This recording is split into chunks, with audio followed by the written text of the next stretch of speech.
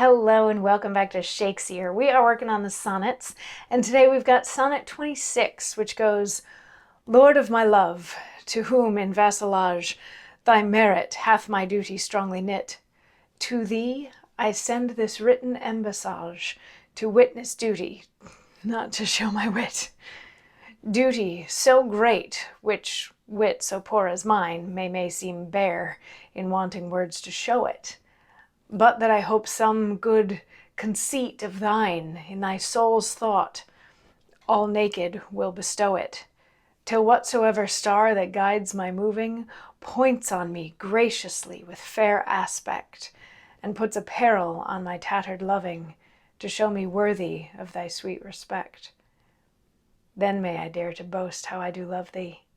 Till then, not show my head where thou mayest prove me. So this is another sonnet to the fair youth, but this is one, Shakespeare in the previous sonnets had been talking about, preserving the fair youth in words and wanting to capture the poor youth, or the fair youth in words appropriately, but not being able to do so. This is like he finally wrote something down and is giving it to the fair youth to be like, here, this is the best that I can do to show you that I love you. And I know that my words are inadequate and sad and poor, but I'm hoping that you can see something lovely in what I've written about you that's going to make you feel good about that. And at some point in the future, when all the stars are aligned and Venus is in the proper house, all that sort of thing, then I'll be able to declare my love for you publicly. But until that time, nope, I'm just gonna stay back here and hide behind my words.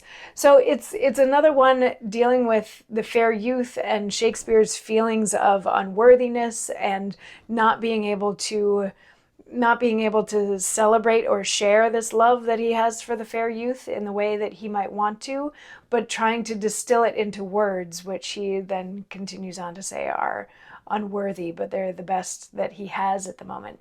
And it's an interesting sonnet in terms of the meter of it too, because the first stanza is all masculine endings, and then the second and third stanzas have like a feminine ending and a masculine, and a feminine and a masculine. So you'll get like 11-10, 11-10 through to the end, and then the last two lines of the poem are also feminine endings, so 11s. So it's saying, if we go back to the having a different meter means that there's something different going on in the speaker's mind.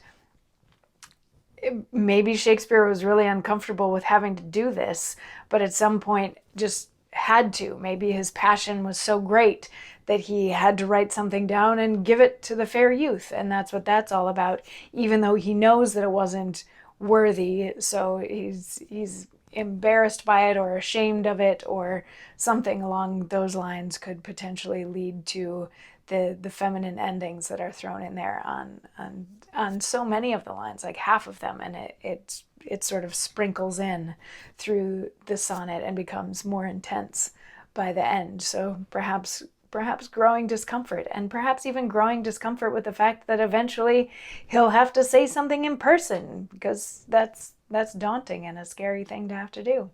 But anyway, that's sonnet number 26. Tomorrow we're going to dig into sonnet 27. I'll see you then. Mwah.